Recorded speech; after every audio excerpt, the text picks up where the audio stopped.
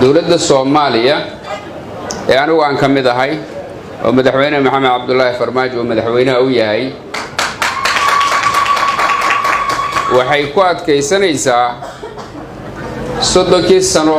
ee dowladda kacaanka markay dhacday kadib mar walba waxaa la isku dayayay in dowlad la dhiso dowladahaas la dhisayana waxay ku imaanayaan doorasho dadban doorashada dadbanna dastuurka nooguma qoran ee waxa ku qoran doorasho dadweynuhu ay soo dooranayaan madaxdooda sidaas darteed dowladda hadda joogta waxay ku adkaysanaysaa inay suuragal tahay doorasho qof iyo cod ah in la qaban karo midaas ayaa ah midda dastuurka noogu qoran dastuurkuna waa heshiis bulsho oo dadku waxay ay isku raacaan ayaa dastuur laga dhigtaa waa mucaahado ummadeed mucaahadadaas ummadda tan iyo intaan anigu hadda siyaasadda ku soo jiray waa 2000 ilaa hadda mar walba oo doorasho dadban la qabto waxa la lahaa doorasho dadban hadda ugu dambeysay doorasho qof iyo cod ah ayaa dhaxli doonta weli waxay taagan yihiin dad badan waa doorasho dadban ayaan hadda u sii gudbaynaa oo mid qof iyo cod ah lama gaari karo marka goorma la gaarayaa marka in dadka adinku aad ka mid tihiin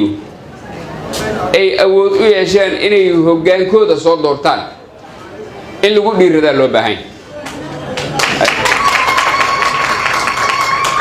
haddii aan lagu dhiiran ee mar walba laga boqo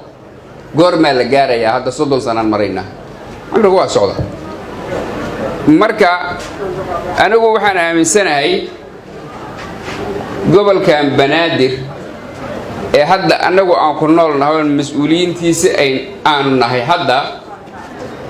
meel kasta oo kamid in doorasho lagu qaban karo haddii aragti ka duwan adinku aad qabtaan oo nabadgelyo xumo aan doorasho loo qaban karin ay jirto adinka ay sheegi doon mar hadday sidaas tahay aan ognahay magaalooyin badan oo Soomaaliya ah in ayadana sidaan oo kale ay tahay waa dhinaa karaan oo boqolkiiba boqol inay wuxuu u imaan waayaan waa dhici kartaa laakiin in lagu dhiirado ayaa ila quman ani sababtu maxay tahay doorashada dadban waxa waay dadka anagoo madax ah bari haddana anaga u madaxa maalinta xigta anaga u madaxa marka dadka goormay awood u helayaan inay madaxdooda ayagu la yimaadaan marka madaxda Soomaaliya marka ee hadda joogto madaxweynuhu uu ku ka yahay wuxuu ku adkaysanayaa doorasho qof iyo cod ah oo tan dastuurka noogu qoran inay dhacdo haddii Soomaalidu inta isu tagto ay isla garto ama ay isla gartaan inaysan suuragal ahayn taas waa wax kale laakiin hadda aragtidaas dad badan oo anigu ka mid ahay ayaa qaba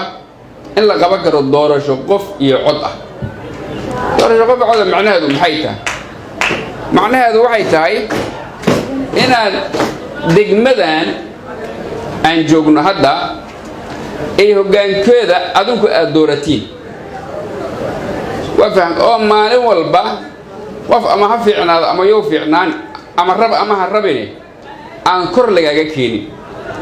mar walba in kor lagaaga keeno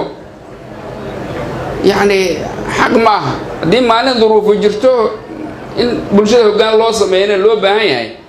si uun mataqaanaa marxaladaas jirta looga gudbo lagu soo magacaabo laakiin maalin walba in magacaabis lagu jiro ee qarniye ay ku socoto yani wax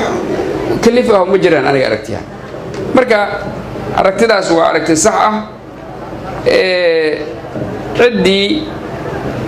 suuragal ma aha dhahaysa oo khalkhalaa jira iyada noo sheegaysa khalkhalka jira يعني bulshada waatan wax baqdino haysta ma jiraan annagu waa dhex joogna ma baqanayno yani maxaa kalifaya marka inaan anigoo la soo magacaabo maalin walba aan madax idin noqdo maxaa kalifa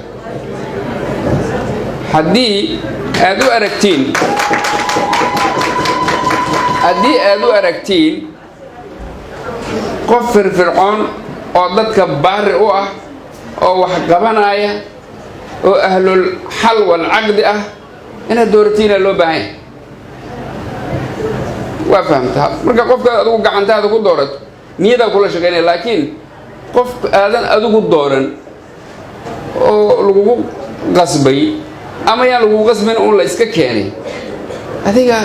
yani dareen ku joogata dareen ku joog ayaa marka taas waa marka aragtida dawladda aruga aan hadda duqa magaalada u ahay